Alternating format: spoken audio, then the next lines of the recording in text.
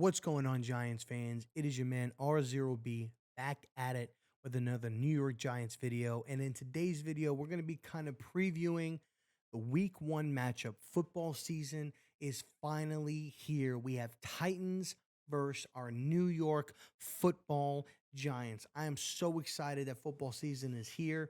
Right now, it is actually Thursday, and we have the Thursday night game that's probably already kicked off. I'm making this at 7:33.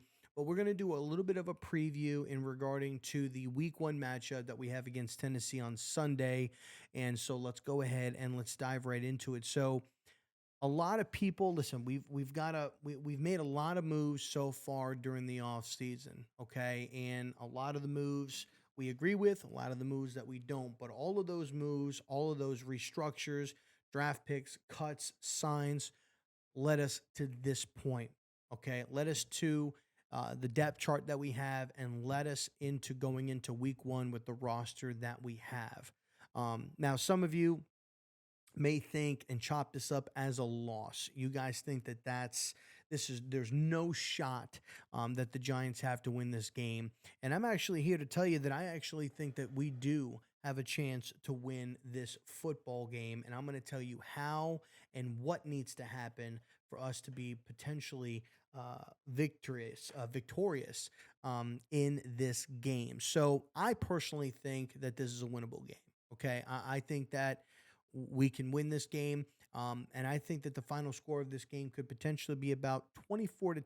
That will be my score prediction for this game. Now, some of you may be saying, Rob, you're crazy, you're delusional, whatever, put him into the psyche ward. No, hear me out here. We have Wink Martindale, and Wink Martindale has played Derrick Henry, I believe, 3 or 4 times, one of which you guys remember was in the playoffs where Earl Thomas got trucked and didn't want no piece of him. But after that, Wink Martindale was able to control Derrick Henry. And when Derrick Henry rushes for under 125 yards, Titans typically lose this football game. Now, we have one of the best run stopping defensive ends in football, which is in Leonard Williams. And we have the guy that we all love, Sexy Dexy, that they moved over into the nose tackle position. Now, I know we cut Blake Martinez, but I believe in Tate Crowder, and I believe in Austin Calitro and also Micah McFadden that they can go ahead and they can get the job done.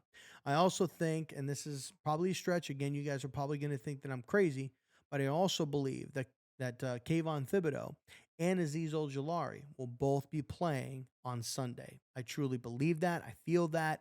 I think that they will be on the field and they will be playing. What will their packages be? I don't know. Maybe it'll be a limited package. Maybe they'll put him in as a diversion or to try to gain some attention to free up some other players. Who knows? But I do feel that they will be on the field. But if the Giants can go ahead and contain Derrick Henry and keep him under 100 yards rushing, I think we can keep him, I would say, anywhere from 80 or less. I think that they have a chance to win the game because at that point, when you take Derrick Henry out of the game, okay, when you take him out of the game, you're going to force them to put this game into Ryan Tannehill's hands. And we all know that Ryan Tannehill makes mistakes. We all know that he can turn the football over. And you guys say, well, Daniel Jones turns the football over. I get all that. But Ryan Tannehill is a mediocre quarterback at best. He's a game manager. And he does turn the football over because he will try to take some chances and take some unnecessary risks. And so I feel that that will play right into our hands. Now, I also feel that the other X factor in this game is going to be Daniel Jones. I feel that the Tennessee Titans' main focus offensively is going to be going ahead and containing Saquon Barkley and doing the same thing that we're going to be doing, forcing our quarterback, would be Daniel Jones, to win the game. And I think Daniel Jones is going to deliver. You got Kadarius Toney, which looks like he's fully healthy and ready to go. You got Wandell Robinson. You got Kenny Galladay, who's fully healthy and ready to go. You have an arsenal of skill positions. Saquon Barkley is healthy and ready to go. And for the most part, the entire offensive line is healthy for the exception of the left guard position, which Ben Bredesen was named the starting left guard for this season. Now, obviously, that can change, but as of right now, he is the starting left guard. And I don't really have a problem with that. I think, Bobby Johnson, I think he's got to see something in Ben Bredesen to name him the starter over a guy like Devery Hamilton, which I know that a lot of people liked, and Joshua Ezedu, who I was very high on when he was drafted out of NC, and I thought that that was his position to win. Clearly, it's not, and he got beat out by Ben Bredesen, and he's going to have to continue to work to try to earn that spot. But I think that we're going to see a lot of different packages offensively that's going to be able to allow Daniel Jones to be able to distribute the football at a great velocity rate. And what I mean by that is I think we're really going to see a lot of short packages when it comes to Wandell Robinson, having him coming out of the backfield, short intermediate routes there. I think that the running game is going to be successful as well, at least to the point where they can keep them honest. I don't see Saquon breaking out a bunch of big yardage, but I do see Saquon Barkley getting a total of about 27 touches total, whether that be rushing or catching, for about 170 total yards. And that's either rushing on the ground or through the air combined. So I could probably see Saquon Barkley going for, about 75 to 80 yards on the ground, potentially collectively over his rushes, and getting the other 80 to 90 yards through the air, whether that be with screens or dump offs coming out of the backfield. I feel that they're going to try to use Kenny Galladay's big frame and get him in one-on-one situations so that he can use that big body in the middle of the field to keep the chains moving. And they're going to use Kadarius Toney to stretch that down the field, get him into short, intermediate routes, and allow him to use those legs and that quickness and the elusiveness that he has to try to get him to make some plays. But I do think that this is a winnable game. Now, offensively, the Tennessee Titans really don't scare me at all when it comes down to it, other than having Derrick Henry. Their wide receivers, they have Robert Woods, which is a number two wide receiver at best. They have a couple of rookies there, but I'm not really too worried about it. Now, obviously, Aaron Robinson, he's starting at the left corner spot or the number two corner spot.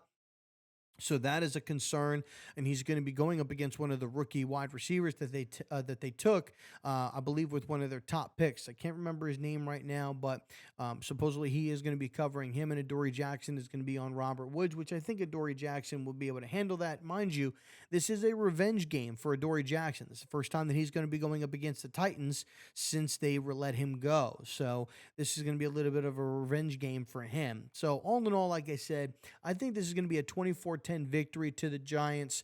I do feel that they'll be able to maintain Derrick Henry. And listen, if I'm wrong, I'm wrong. And I'll man up and I'll admit that I'm wrong. But I do feel that this can be a victory for the New York Football Giants, 24-10. All they have to do is maintain Derrick Henry, keep him under 80 yards.